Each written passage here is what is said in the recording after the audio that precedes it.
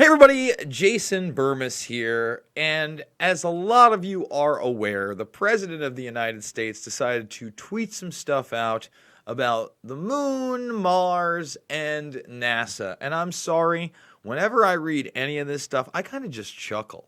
I laugh to myself, and it's probably not what you're thinking, because this video isn't going to ask the question whether we landed on the moon. No, it's not going to ask the question whether all of space is fake and everything's shot on a green screen underwater.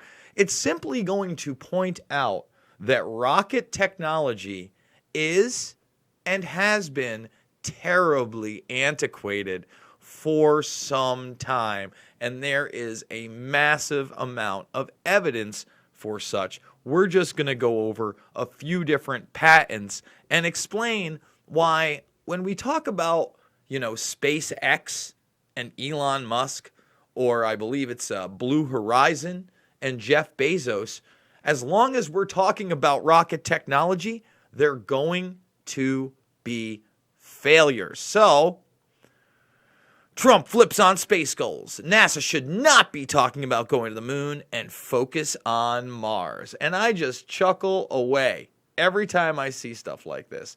We're going to Mars! Yet no other nation other than the United States has supposedly ever been to the moon. They've caught up on technology everywhere else, but not in space travel.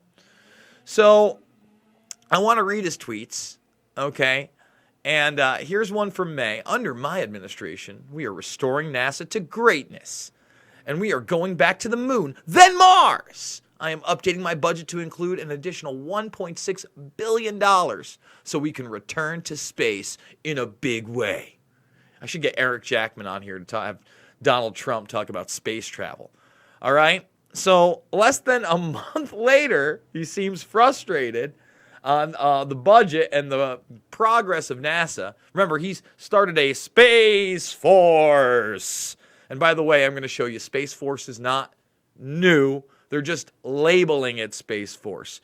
They militarized space in the 80s publicly and pulled back the public coverage of that. Let me repeat that. We publicly militarized space in the 80s and then kind of pulled back the veil on that, saying, oh, it didn't work. It didn't work. We never did it. Oh, we spent all this money. It didn't do anything. Come on. Give me a break. And that was the Star Wars program. We're going to show you that. So now Trump says, for all the money we are spending, NASA should not be talking about going to the moon. We did that 50 years ago. They should be focused on much bigger things we are doing, including Mars, of which the moon is part, defense and science. So one of my journalist buddies actually sent me a Guardian article attacking Trump for saying that the moon is part of Mars and yada, yada, yada. And he's like, this is ridiculous. Why don't we attack him on some real things? Why don't we talk about Venezuela? Why don't we talk about Iran, the Saudi Arabian arms deal, $8 billion, executive orders, the Assange extradition attempts, those things, the indictments, real issues. Instead, we're talking about the moon and Mars. And here's the thing. There are already public patents out there that are active, and I'm going to show you one, that have nothing to do with rockets and everything to do with craft that are using other technologies. This is a department of the Navy. By the way, the guy who did this, what's his name? Salvatore Cesar Paris, couldn't find a ton on him. I was able to find this very small picture at bookerworm.com. But if you check it out, he has two other patents, okay? And they're both for the United States military, the Navy. And there's articles about these. If these U.S. Navy patents are made, then we live in a Star Trek technology world. And I've got news for you. Yes, we live in a Star Trek technology world. Navy files a patent for room temperature superconductor. Same guy. So let's read some of this patent. All right?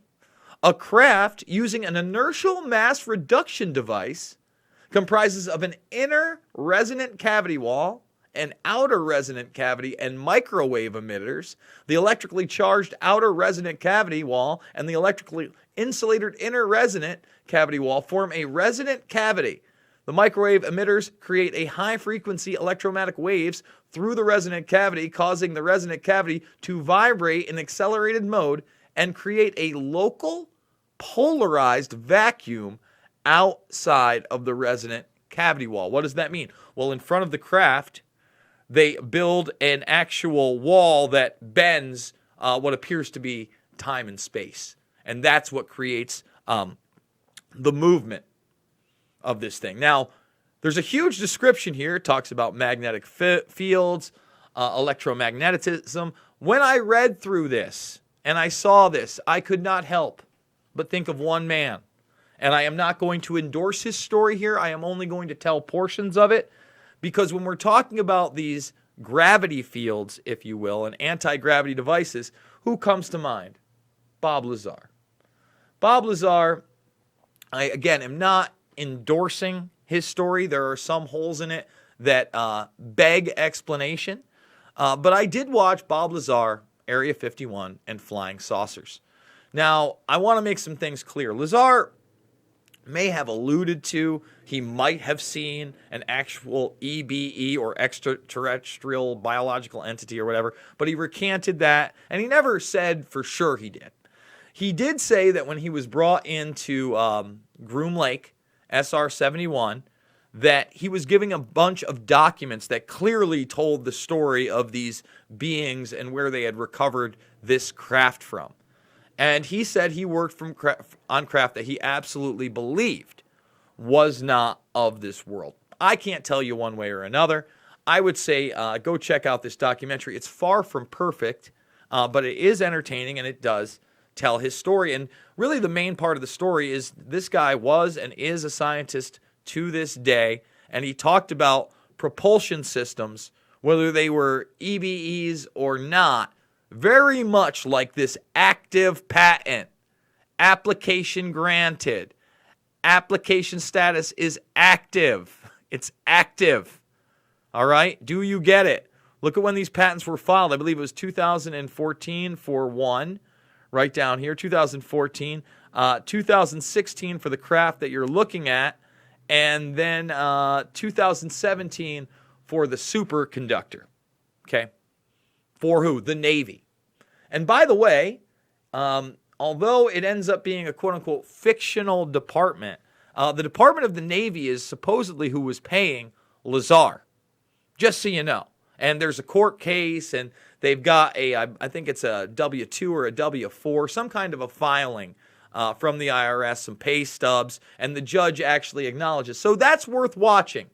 I'm not telling you that it has all the answers or that it's even correct, and I would be remiss if I did not bring up Mirage Men. Now, why also is this important? Well, sometimes you want to obfuscate your technology, so what do? Well, you make up stories about aliens, all right? You take man-made technology, you compartmentalize it, and then when you're testing it and someone of prominence sees it, you send in one of your agents like Richard Doty, and he ruins the man's life, and he propagates nonsense.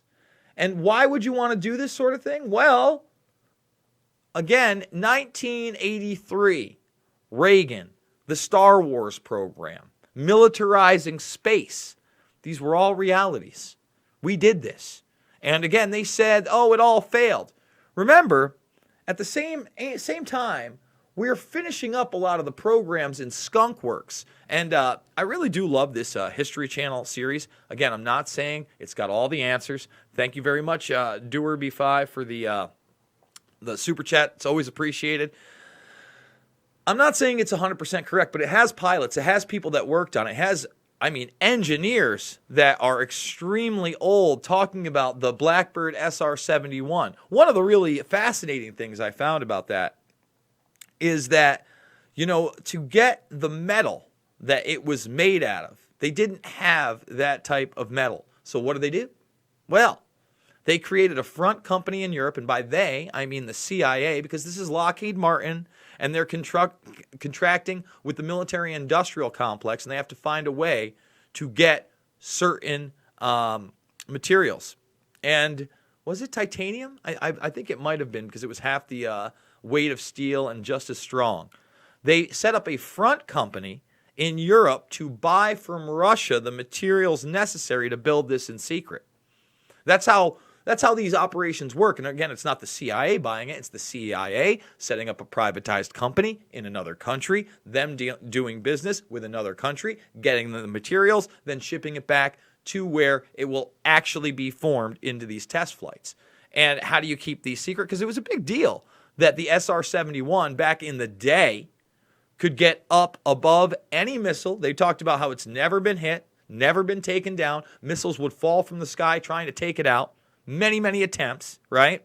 And then on top of it has a spy camera so good that if you had a piece of paper back in the 80s, okay, and probably in the 70s as well, by the way, probably late 70s, at least, that's what, the declassification kind of shows, that they could read what's on that paper.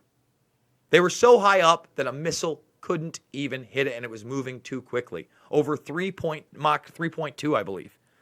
All right, so how do you cover that up? Well, you talk about aliens. You talk about aliens. And you stop. That was rocket propelled. But that's, that, and then Ben Rich coming in with the ones that would go without being seen on radar that we saw in the Gulf War. Those are really the last declassified military projects we know anything about. And here we have, again, this naval patent for a rather odd electromagnetic inertial field force, and nobody seems to be talking about it. Instead, we're going to the moon! And then we're going to Mars, and we're doing it with rockets. But China hasn't done it, and Russia hasn't done it. And these privatized billionaires like Elon Musk and even Richard Branson, who wanted to go into space as a tourist, they can't seem to do it. Well, I'm telling you right now, if you're continuing to use rocket technology in the public sphere to go to any of these places, not going to happen. That's a whole nother can of worms. I could do video upon video on the stuff that's suspect about NASA and our space program. But again, I'm not one of those people that believes that everything is fake, that space is fake, that we live on a plate and all that other Johnny nonsense. I stick to what I know. I stick to what I can prove. I stick to things like the Star Wars programs and other. Guys, you like this video, you turn it in for the first time, you like the info, please subscribe. Thumbs this video up, share it. It's the only way it's going to get out there. It's tough on me with this algorithm, believe me. You can ring the bell for notifications, or you can just star the page. Come back every day, check. I'm putting out at least 4, 5, 6 videos a day. I'm going to try to get 10 out today. I don't know if I can do it. This is number 3. We're going to do a walk and talk, and we'll see what happens afterwards. But we're doing big interviews, big deep dives. We're talking about Big Pharma. We're talking about Assange, freedom of speech. We're going back to JFK. We're not scared to talk about 9/11 and so much more.